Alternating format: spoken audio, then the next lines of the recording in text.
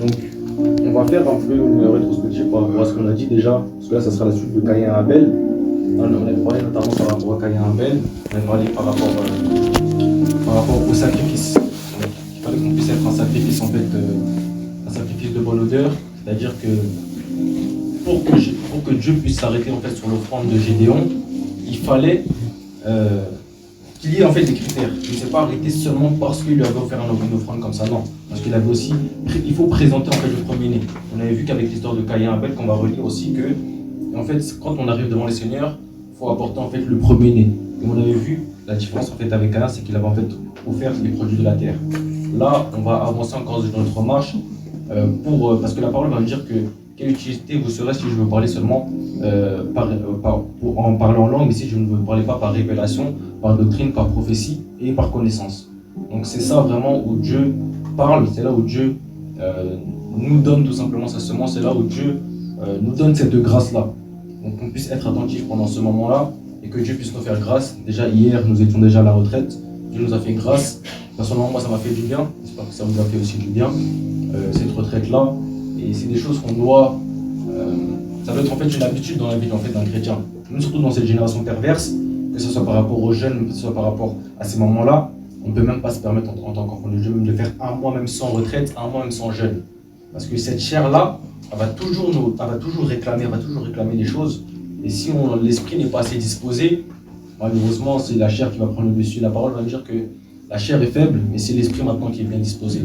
Donc c'était ça un peu. J'espère que tout le monde a été béni, en tout cas par rapport au message. Comme la parole dit qu'on ne soit pas borné seulement écouter, mais qu'on puisse aussi pratiquer aussi cette parole-là. C'est pour ça qu'on va reprendre le passage de Genèse 4, pour se refaire l'histoire de Caïn et Abel. Genèse chapitre 4, du verset 1 en descendant.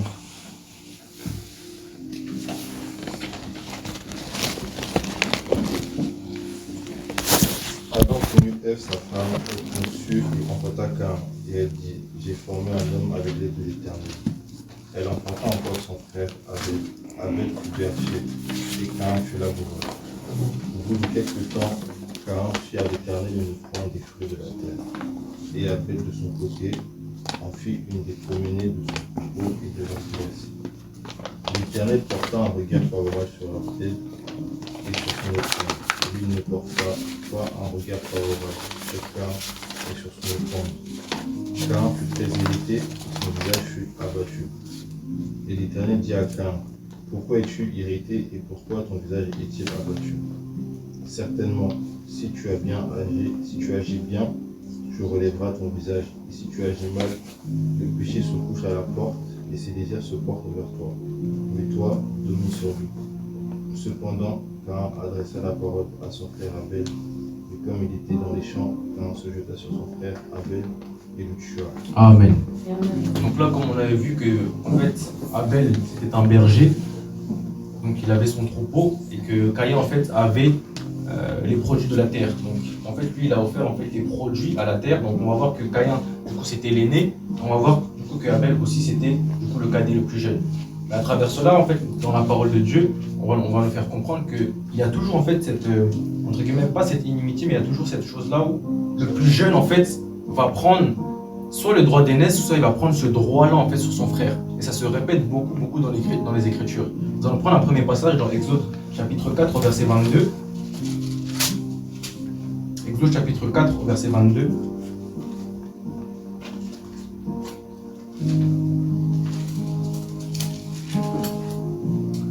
Exode 4, 22. Tu diras à Pharaon, ainsi parle l'Éternel. Israël est mon fils, mon premier-né. Je te dis, laisse aller mon fils pour qu'il me serve. Si tu refuses de le laisser aller, voici, je ferai périr ton fils, ton premier-né. Amen. Donc la parole va nous dire quoi dans Luc 24, 44? Va nous dire que Jésus-Christ en fait est venu pour en fait nous faire connaître, parce qu'il dit que dans la loi, dans les psaumes et les prophètes, il parlait en fait seulement de Jésus. C'est-à-dire en fait quand on voit les histoires avec Caïn, avec Abel, avec Noé, toutes ces choses-là, c'est Dieu en fait qui voulait nous faire comprendre quelque chose, parce qu'il y avait une ombre. Il y avait une ombre. Hébreux chapitre 10 au verset 1 qu'on va lire, on va comprendre en fait que la loi, c'est l'ombre des biens à venir. Prenons la nature pour bien comprendre. Là, vous voyez qu'il y a la lumière qui tape sur moi. Mais si vous regardez seulement mon nom, vous n'allez pas voir comment je suis habillé. Il faut que la lumière puisse paraître afin qu'on puisse voir véritablement les habits que je porte. Et c'est pareil avec l'Ancien Testament. L'Ancien Testament, c'est l'ombre. Il faut que la lumière qui est Christ puisse venir paraître. Donc en fait, dans cette démarche-là, en fait, on va comprendre que Caïn, c'était toute la représentation en fait du peuple d'Israël. Parce qu'en fait, il faut comprendre que Jésus a été né sous la loi et Jésus est un juif. C'est-à-dire en fait que Jésus en fait a été tué par ses frères. Parce qu'en fait, Caïn, c'était le frère de Abel, mais c'est Caïn lui-même qui a tué Abel. Et ici, en fait, on va voir que Abel, ici, donc le sacrifice que Abel a fait, c'est le Seigneur Jésus-Christ. Nous allons comprendre cela à travers plusieurs passages dans Matthieu chapitre 23, au verset 25.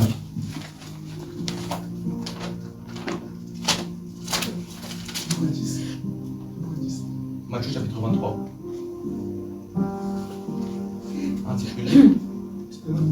Ah oui, c'est quoi si je peux lire aussi. Hébreux 10. Si tu peux prendre Hébreux 10, 1, et comme ça, une autre personne prend Matthieu chapitre 23, verset 25. En effet, la loi qui possède une ombre des biens à venir et non l'exacte représentation des choses ne peut jamais par les mêmes sacrifices qu'on offre perpétuellement chaque année amener les assistants à la perfection. Malheur à vous, scribes et pharisiens hypocrites, parce que vous nettoyez le dehors de la coupe et du plat, et qu'au-dedans, ils sont pleins de rapines et d'intemperance. Attends. Matthieu 23, 25, attends.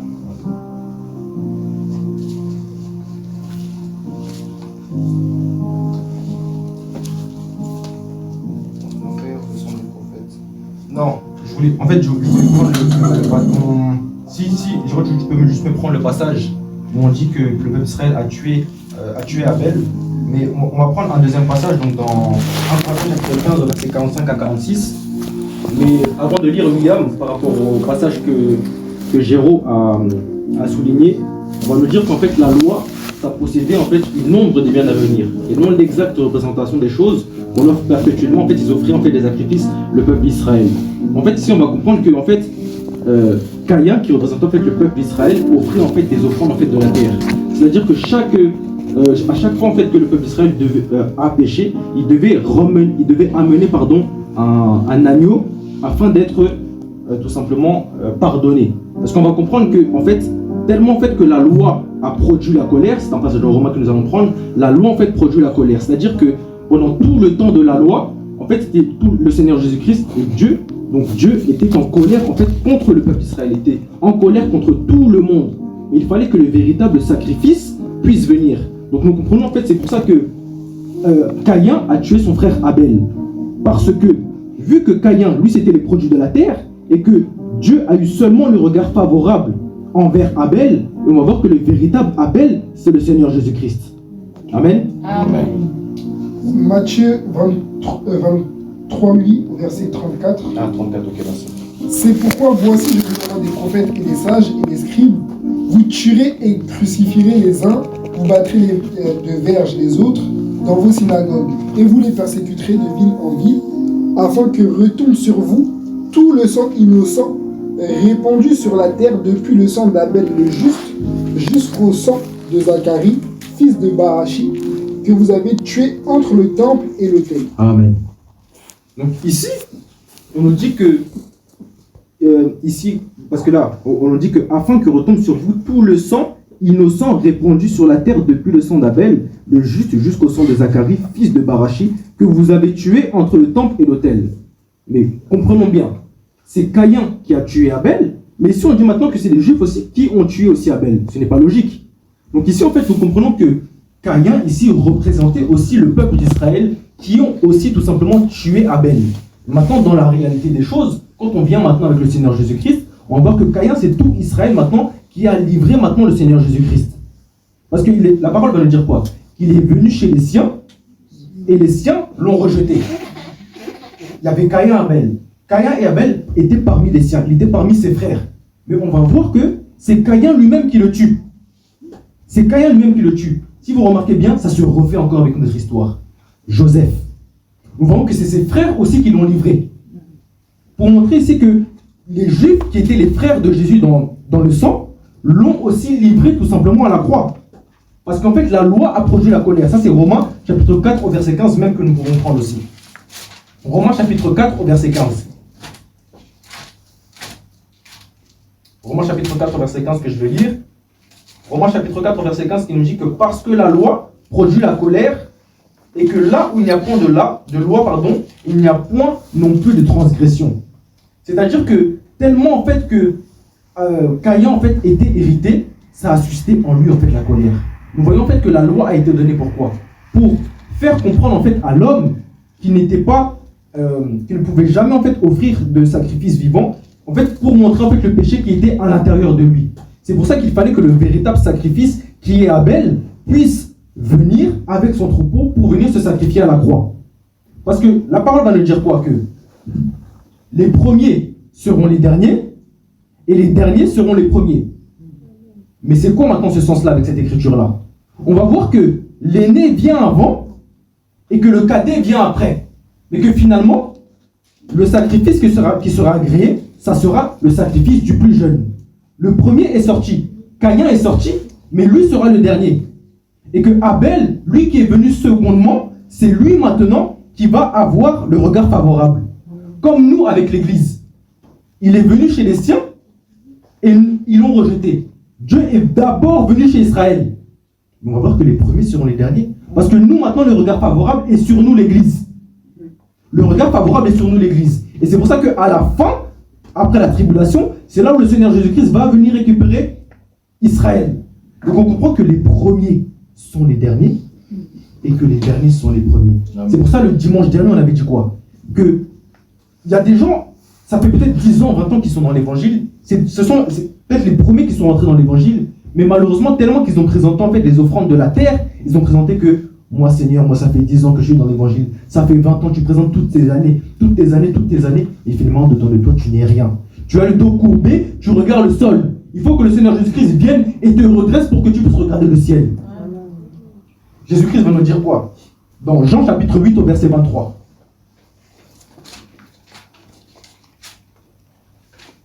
Jean chapitre 8 au verset 23.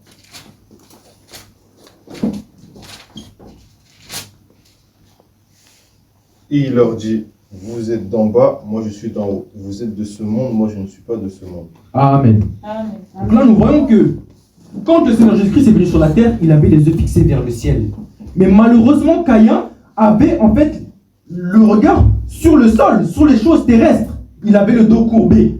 Il fallait que le Seigneur Jésus-Christ puisse le redresser. C'est pour ça que nous, maintenant, vous tous qui êtes fatigués, chargés, car moi, Dieu, je vous donne du repos. Quand on a des charges sur nous, on est là, on n'arrive pas véritablement à bien marcher. Mais Jésus-Christ est venu enlever ce fardeau-là qui était sur nous, afin qu'on puisse regarder au Père. Parce que là, il dit que vous êtes d'en bas, moi, je suis d'en haut. Et vous êtes de ce monde, moi, je ne suis pas de ce monde. C'est pour ça que la parole va dire que vous êtes dans ce monde, mais vous n'êtes pas de ce monde.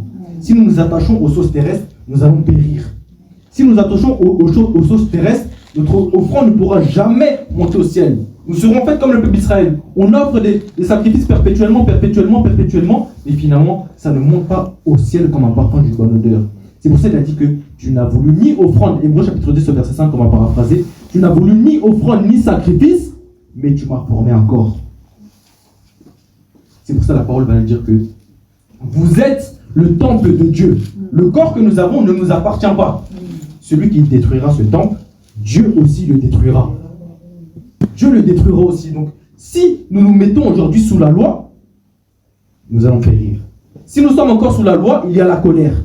Mais si maintenant nous sommes sous la grâce, c'est la paix et la vie qui est avec nous. Romains chapitre 8. L'écriture qui me vient. Romains chapitre 8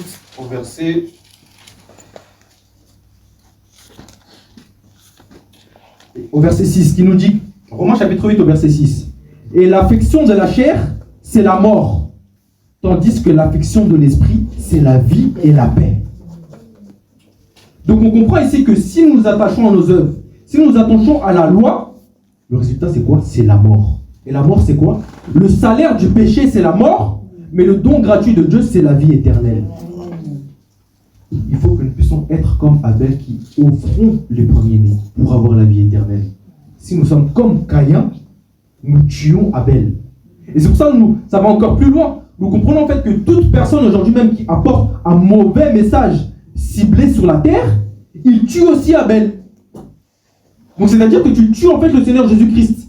Parfois on pense que ce n'est rien, tu apportes une mauvaise parole, tu dis que oui, vous allez avoir de l'argent, tout ça, des choses comme ça. Vous mettez que des choses terrestres en fait dans la tête des gens. C'est qu'en fait nous tuons en fait le Seigneur Jésus-Christ. Nous sommes des assassins. Et ça c'est le salaire du péché qui va mener à la mort. C'est pour ça, ça va encore plus loin même. La parole va dire quoi? Heureux, tous ceux qui vivent pieusement avec Christ seront persécutés. Quand on va voir que tu offres le premier, quand on va voir que tu offres un sacrifice vivant et agréable au Seigneur Jésus-Christ, nous allons te persécuter. On pourra toucher à ton corps, mais à ton âme, on ne pourra jamais toucher. Le sang va toujours crier vers le ciel. Le sang va toujours crier vers le ciel. Comme il n'y avait que le sang du Seigneur Jésus-Christ qui pouvait crier jusqu'au ciel. Et quand le sang maintenant monte comme cela, le Seigneur Jésus dit que, mais le sang qui est là, c'est le sang aussi qui coule aussi dans mes veines. Car à tous ceux qui l'ont reçu, il leur a donné le pouvoir de devenir enfants de Dieu. Quand tu es enfant de Dieu, tu as le sang de Dieu en toi. Tu fais partie de la lignée de Christ maintenant. Ce n'est plus toi qui vis. Il ne faut plus se dire, moi je suis congolais, moi je suis ci, moi je suis ça, parce que dans l'évangile aujourd'hui, il y a beaucoup de choses comme ça. Moi je suis congolais, moi je suis américain, moi je suis gabonais. Non. Quand tu viens à Christ, tu es enfant de Dieu. Aujourd'hui, en tant qu'enfant de Dieu, on a plus ce dévouement pour le Black Lives Matter ou je ne sais quoi, la défense des Noirs, que pour défendre ton identité en Christ. Défendre ton identité en Christ, tu veux défendre, oui, le Congolais, tu veux défendre ci, tu veux défendre ça, ce n'est pas mauvais. Mais si cela va au-delà maintenant de ton identité en Christ, tu es idolâtre. Et quand tu es idolâtre, tu bafoues en fait la prédication de la croix. Donc tu tues le Seigneur Jésus-Christ. Et on va comprendre aussi que Caïn aussi représente aussi le monde. Tout le monde entier aujourd'hui a les yeux fixés tout simplement sur terre. C'est pour ça que la parole dit que affectionnez-vous aux choses d'en haut. Il faut s'affectionner aux choses d'en haut. Parce que nous voyons là ces deux alliances-là. Nous voyons le ministère de la mort et le ministère de la vie. Nous allons prendre 2 Corinthiens chapitre 3. 2 Corinthiens chapitre 3.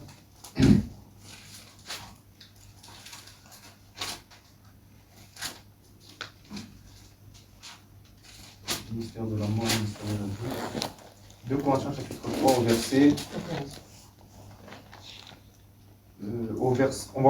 on va commencer par le verset 7.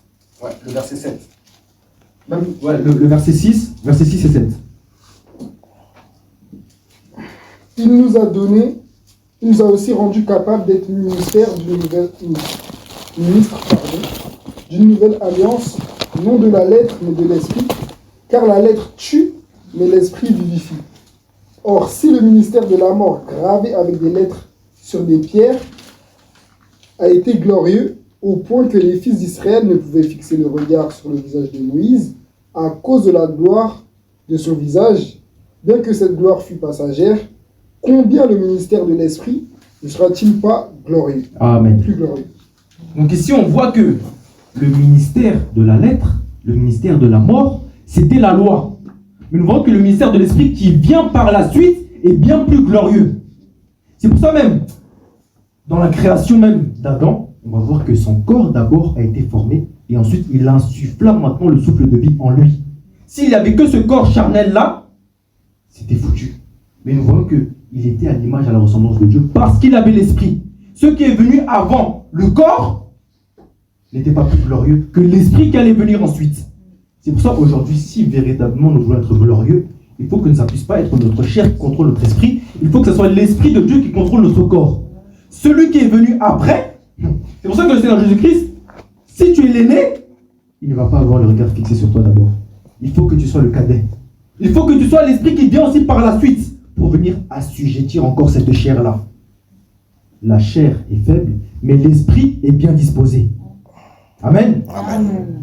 Nous allons prendre un passage 1 Corinthiens 15, William, qu'on avait dit, 1 Corinthiens chapitre 15, verset 45 à 46.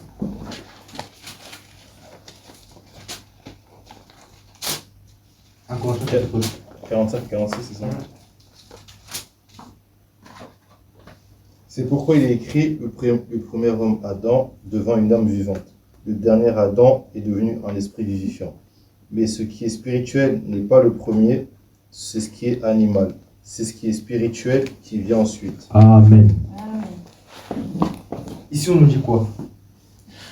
Ce qui est spirituel n'est pas le premier, ce qui est animal, ce qui est spirituel vient ensuite. C'est pour ça que nous sommes aujourd'hui Israël, mais spirituel. Parce que Israël physique n'a pas pu recevoir ce salut-là. Parce que le salut vient des Juifs. Le salut est venu chez les siens, mais ils ne l'ont pas reçu. Mais nous avons été comme Zachée. Zachée, le Seigneur Jésus-Christ est venu dans sa maison. Il dit que le salut aujourd'hui est entré dans ta maison. Donc aujourd'hui, nous recevons tout le salut du Seigneur Jésus-Christ.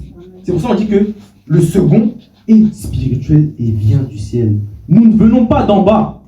Nous venons du ciel. Nous ne sommes pas de ce monde. Nous venons du ciel. Nous venons de l'éternité et nous partons aussi à l'éternité. C'est pour ça, à chaque fois que nous faisons des choses, disons que je n'ai pas cette nature du monde, mais j'ai la nature tout simplement du ciel.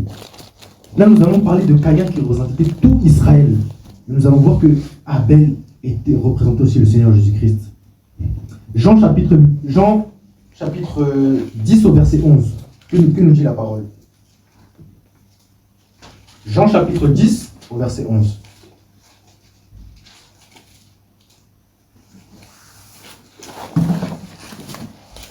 Jean 10, 11. Je suis le bon berger donne sa vie pour ses brebis. Amen. Donc nous allons comprendre que Abel, qui était le berger, en réalité c'était l'ombre du Seigneur Jésus-Christ, qui allait offrir sa vie pour ses brebis. On comprend aussi que Abel aussi a offert sa vie pour son troupeau aussi. C'est pour ça aussi qu'il a été tué. Parce que le Seigneur Jésus-Christ a été tué à cause de quoi? À cause de la loi. C'est pour ça la croix, il a dit que tout est accompli. Il est venu accomplir tout ce que la loi disait. C'est pour ça que le Seigneur Jésus-Christ est mort à la croix. C'est pour ça que le peuple d'Israël l'a tué. Et ce qui est bien, c'est que le Seigneur Jésus-Christ, même si nous sommes infidèles, il demeure fidèle. Nous voyons même avec Joseph, il n'a même pas eu cette rancœur-là envers ses frères. Il les a aussi accueillis, même s'ils l'ont trahi. Par la même occasion, le Seigneur Jésus-Christ, il va venir aussi récupérer aussi son peuple qui est Israël. Même s'ils ont été infidèles, lui, il demeure fidèle. Peu importe ce que nous faisons, que la culpabilité ne puisse pas rentrer en nous. Parce que le Seigneur Jésus-Christ, quand nous venons d'un cœur sincère, il vient et il est juste et fidèle pour nous pardonner. Donc nous comprenons ici que Caïn, ici, c'est tout Israël qui a livré le Seigneur Jésus-Christ, et Abel, c'est tout Jésus qui s'est sacrifié pour nous aujourd'hui. Donc nous voyons ces deux alliances-là. Nous ne devons plus être sous la loi, mais nous devons être sous la grâce aujourd'hui. Et petite exhortation par rapport aussi à la colère. Éphésiens va nous dire quoi? Que le soleil ne se couche pas sur ta colère et ne donnez point accès au diable. Je vous assure que la colère, ça peut amener à beaucoup de choses. Ça a commencé par l'irritation. Après, ça a commencé par la colère et jusqu'à ça a fini par le meurtre. Quand nous sommes enfants de Dieu, c'est impossible que nous puissions voir de la colère en nous, de l'irritation. Dès que tu vois une irritation envers ton frère, envers ta soeur, Seigneur, enlève-moi cette pensée. Parce que je vous assure, on peut faire des choses sous la colère.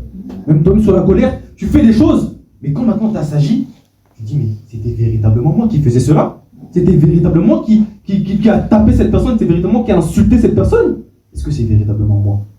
Pour se dire que la loi, ce n'est pas ton identité, mais la grâce, c'est ton identité. Le Seigneur Jésus-Christ est venu pour publier une année de grâce. Nous allons aller dans la révélation. Écoutons bien. Jésus-Christ est venu publier une année de grâce. Prenons la nature. Une année est accompagnée de 12 mois. Et elle est accompagnée aussi de 4 saisons. Partons dans l'ombre. Jacob, comment il a pu peupler toute la terre avec son peuple Israël, avec ses fils? Il a eu quoi? 4 femmes. Il a eu aussi 12 fils. Et quand nous allons dans la réalité, qu'est-ce qui s'est passé? Jésus-Christ, quand il se présente, le véritable Jacob, il vient avec ses 12 disciples et il vient aussi avec ses 4 évangiles. Amen. Quand le chiffre 12 et le chiffre 4 sont réunis, le Seigneur Jésus-Christ est là. Donc, le Seigneur Jésus-Christ est venu pour publier une année de grâce. Mais si aujourd'hui tu te dis dans l'année de grâce, il faut que tu puisses marcher selon les 12 apôtres et selon les 4 évangiles. Encore une fois, la parole va nous dire quoi? Quand le Saint-Esprit vient, on ne sait pas d'où il vient, d'où il part. Et quand il vient et il part, il parle selon ces 4. Le jardin d'Éden, il était alimenté par les 4 fleuves. Ça se répète encore. Paul va dire que de quelle utilité vous serez si je viens à vous parler seulement par langue, mais si vous parlez par révélation, par prophétie, par doctrine, et prophétie, connaissance, doctrine et révélation. 4 aussi. C'est là où Dieu se manifeste. Si nous sommes en dehors de ces 4 choses-là, Dieu n'est pas là. Nous ne sommes pas arrosés. Jacob avait besoin des 4 femmes pour venir peupler le peuple d'Israël avec les 12 fils. Comme le Seigneur Jésus-Christ est venu. Et il avait besoin aussi des 4 évangiles avec les 12 apôtres. Et c'est pour ça qu'on dit que le frère avait parlé aussi par rapport à la retraite hier que ne savons pas qu'au jour, qu'il y a 12 heures au jour. Jésus-Christ va dire quoi quand il se lève? Je suis le soleil d'en haut. Mais quand le soleil se lève, il va se coucher à la fois. Il faut qu'il puisse maintenant donner c'est tout ce qui a présidé au jour, mais tout ce qui était dans le Seigneur Jésus-Christ, dans le soleil des 12 jours, il a donné aux 12 disciples, aux 12 apôtres. C'est là où on voit véritablement la sagesse de Dieu. Aujourd'hui, si nous voulons marcher dans les voies du Seigneur, il faut que nous puissions marcher selon les 12 apôtres. Et selon aussi les 4 parlers. La révélation, la connaissance, la prophétie et la doctrine.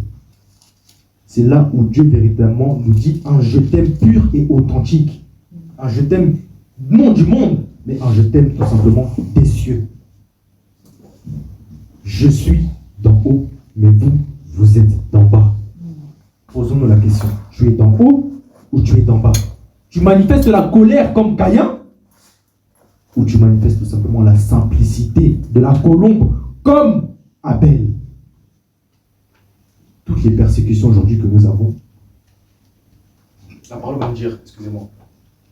j'estime que les souffrances actuelles ne sont pas comparables à la gloire à venir. Pourquoi le Seigneur Jésus-Christ a eu toute cette force pour aller à la croix? Parce qu'il savait qu'il ne venait pas d'en bas, il venait d'en haut. Le peu de souffrance que nous avons aujourd'hui, quand nous allons aller dans le ciel, ça sera un extase, mais éternel. Et aujourd'hui, une petite affliction, une petite persécution, on commence à pleurer. On commence à pleurnicher. Et finalement, nous sommes des enfants de Dieu. Nous marchons seulement selon les sentiments, les émotions. Ce n'est pas comme ça. Il faut relativiser toujours selon la parole de Dieu. De se dire que, Seigneur, ta grâce me suffit. Seigneur, ta grâce me suffit. Que la colère ne puisse pas rentrer dans notre cœur, mais que nous puissions aujourd'hui présenter le premier-né. Parce qu'il y a le ministère de la mort qui est venu. Il y a le ministère aujourd'hui de la vie. Et pour être sur le ministère de la vie, dans 2 Corinthiens 3,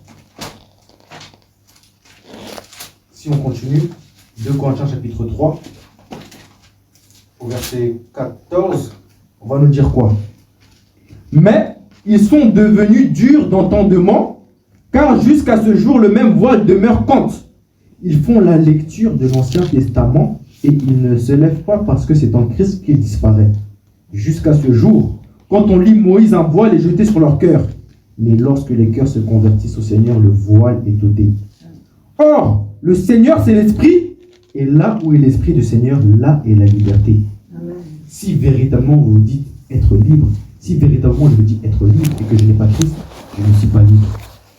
Je suis toujours captif, je dépends toujours de mes émotions, de mes sentiments. Quand la colère vient, je laisse la colère comme cela. Quand l'envie vient, je laisse l'envie comme ça. Quand les pensées impures viennent comme ça, je viens comme cela. Et ça, c'est un thème, par la grâce de Dieu, on va parler que la loi du péché n'a plus de pouvoir sur nous. Nous avons le pouvoir de dire non. Caïn n'avait pas le pouvoir de dire non à cette colère-là parce qu'il était sous la loi. Mais nous devons être sous la grâce. Seigneur, non ma capacité, mais parce que j'ai Christ en moi, j'ai la capacité de résister au péché. J'ai la capacité de fuir au péché. Cette grâce de Dieu, source de salut pour tous les hommes. Ça c'est Tite chapitre 2, verset 11 qui nous dit: Elle nous enseigne à renoncer aux impiétés du monde et au convoitisme mondain. Je l'assure, de nos propres forces, on ne pourra jamais arriver. Mais si nous laissons la grâce de Dieu venir en nous, Seigneur, avec toi, nous ferons des exploits. Car rien n'est impossible au Seigneur Jésus-Christ. Quand nous nous réunissons comme ça, exemple la retraite que nous avons faite, peut-être de nos yeux, nous avons vu qu'il ne s'est rien passé, mais de monde spirituel, il s'est passé des choses. Il y a des chaînes qui se sont brisées. Comme on dit que l'homme spirituel juge de tout. Soyons véritablement spirituels et arrêtons d'être charnels. Ne présentons pas nos œuvres. Mais aujourd'hui, on apporte une parole. Demain, je me mets comme ça, je commence à devenir orgueilleux. Je commence à dire, ah, vous, non. Là où je parle comme ça me fait du bien parce que je m'exhorte déjà moi-même et je vous exhorte aussi. Parce que c'est la grâce de Dieu qui nous enseigne. Tu es un pasteur, tu es un ministre, tu n'es rien devant le Seigneur. Je suis un frère qui apporte la parole, je ne suis rien devant le Seigneur. C'est seulement la grâce de Dieu. La connaissance enfle d'orgueil, mais la charité édifie. Ayons véritablement l'amour de Dieu. Peu importe ce que nous faisons, c'est Dieu qui a tout payé à la croix. Qui nous sommes? C'est pour ça même Paul il disait, là il y a un passage qui dit que Apollos a arrosé, Paul aussi a ajouté aussi, etc. Mais c'est le Seigneur qui fait croître. C'est le Seigneur qui fait croître. Tu n'es rien, je ne suis rien. Misérable que je suis, qui me délivrera de ce corps mortel? Nous sommes des misérables devant le Seigneur. Qui es-tu? Quand on vient comme cela, nous sommes l'argile dans les mains du potier. C'est le Seigneur Jésus-Christ qui nous fait comme on le veut. Si le Seigneur Jésus-Christ nous met là-bas, on est là-bas. Si le Seigneur Jésus-Christ nous met là-bas, on est là-bas. On se tient seulement selon l'ordre de Dieu. N'ayons pas ce zèle sans connaissance. Ne soyons pas comme Uza, qui a voulu toucher l'arche, et Dieu l'a puni, Dieu l'a tué. Dieu était véritablement, quand on dit méchant même dans la loi, mais lui aussi, entre guillemets, méchant aussi dans la grâce. Dieu n'est pas méchant, il est juste, il veille derrière sa parole. Il n'est pas gentil, il n'est pas méchant. Tu es en dehors de sa parole, il va te frapper. Tu es à côté, il va te frapper. Mais si tu es en dedans, c'est là où il t'ouvre les bras et te dit, ma fille, mon fils, viens. Je te reçois en tant que fils, je te reçois en tant que fille. Comme on a dit que la loi de l'esprit, elle nous apporte la vie et elle nous apporte la paix. Je vous assure que, même j'ai fait un petit témoignage aussi, on fait une comparaison entre une semaine où on est, entre guillemets, on persévère dans la parole et une semaine où on ne persévère pas, on va voir véritablement cette différence-là. Tu vas aller au travail, tu vas commencer à avoir des mauvaises choses contre tes collègues, tu vas avoir des mauvaises pensées. Mais si tu es là dans une vie où chaque jour tu persévères, tu n'auras même pas beaucoup de problèmes. Les problèmes seront minimes. Les problèmes seront minimes. Même entre les disciples, même entre les apôtres, il y avait eu des problèmes. Mais tellement qu'ils avaient cette cohésion-là, ils ont regardé à Christ. Ne regardons pas à nous-mêmes, mais regardons à Christ. Quand nous sommes comme cela, nous formons tous un. Nous sommes tous les membres d'un seul même corps. Pose-toi la question, qu'est-ce que je peux faire dans l'Assemblée de Christ? Bien sûr, selon l'ordre de Dieu. Selon l'ordre. Même avec ton corps, quand tu es comme cela, quand tu vas jouer au foot, tu sais très très bien que c'est ton pied droit qui doit toucher la balle. Mais si maintenant ton pied droit il va, ta main droite elle va, tes yeux ils vont, c'est le désordre. Chacun doit respecter sa place dans l'œuvre de Christ. Il faut dire que, moi, selon la parole, moi je suis appelé à faire ça. Selon la parole, je suis appelé à faire ça. Et c'est le Seigneur Jésus-Christ tout simplement qui nous guide. Amen. Amen. Donc, on va arriver à la fin. Je ne sais pas, il me reste combien de temps aussi. Mais on va arriver à la fin pour faire un résumé par rapport à Caïn et Abel. Et vraiment, le Seigneur Jésus-Christ nous exhorte vraiment à travers cela de ne pas offrir nos œuvres de la terre, de ne pas offrir des mauvaises choses tout simplement devant le Seigneur. Mais quand on se présente devant le Seigneur, il faut se dire que notre Seigneur est saint. Là où nous venons, nous avons même ce langage parfois de dire que nous sommes des pécheurs. Mais selon la parole, ce n'est pas bon. Nous sommes parfaits en Christ. Et maintenant, nous atteignons chaque jour, en fait, la stature parfaite, tout simplement, de Christ. Que Dieu puisse nous faire grâce, que chaque jour, il y a cet évangile-là de la perfection qui vient encore en nous. Nous ne disons pas, non, je suis pécheur, Seigneur, non. Nous ne disons pas ça dans nos prières. Le Seigneur Jésus-Christ est saint. Soyez saints, car moi aussi je suis saint. Et même les apôtres, quand ils parlaient, ils ne disaient pas que je m'adresse à l'assemblée des pécheurs qui est là-bas. Non, je m'adresse à l'assemblée des saints. Je suis saint, vous êtes saints. Nous ne sommes pas des pécheurs. Ne mettons pas cette image-là des pécheurs. Nous ne mettons pas sous le joug, parce que le vieil homme a été crucifié à la croix. Maintenant, nous avons maintenant l'homme nouveau maintenant sur nous. Revêtez-vous de Christ. Le manteau que nous devons avoir, c'est le manteau de Christ. Ce n'est pas le manteau du monde. Ce n'est pas le manteau du monde. Certes, le Seigneur nous aime, mais dans son amour aussi, il fait aussi les tri. Parce que quand il va venir, on nous dit quoi? Que le royaume des cieux est semblable à un filet jeté dans la mer. Il va venir récupérer les poissons et ensuite il va partager les bons poissons et les mauvais poissons. Donc ici, on va comprendre que les poissons sont typifiés aussi comme des hommes. Il y a tout un filet dans l'église. Le filet va être pris. Oh, mais la sœur s'habille d'une manière décente. Mais elle n'est pas allée au ciel. Oh, le frère Dan, il était là. Il parlait, il exhortait, le pasteur était là. Et finalement, il n'est pas allé au ciel. L'apparence seulement de la piété. Mais renions tout ce qui en fait la force dedans de nous. Oh, mais le frère était assidu. Oh, mais le frère était là. La sœur était là au protocole. Et quand le filet maintenant va être ouvert maintenant pour trier maintenant, on va comprendre que tu n'as jamais été de Christ. Tu n'as jamais été de Christ. Tu entends cette parole-là, mais l'ennemi directement il vient, il enlève cette parole. Nous échangeons comme cela. Et si nous finissons maintenant le dimanche, nous finissons le culte. Et que finalement, on a été seulement borné à écouter, mais qu'on nous n'avons pas mis en pratique, nous serons semblables à une maison bâtie sur le sable. Ça, c'est Matthieu chapitre 7, verset 21, jusqu'à la fin qui nous dit ça. Où on compare la maison basée sur le roc Et la maison bâtie sur le sable. Quand les flots et les vents vont venir, parce que le Seigneur Jésus-Christ, quand il va venir, ça sera tout un vent. il va venir tout terrasser. Toute personne qui n'a pas les bonnes fondations sera envolée. Soyons une maison bâtie sur le roc. Quand le vent de Christ va venir, On va se dire que, oh, mais ce vent-là,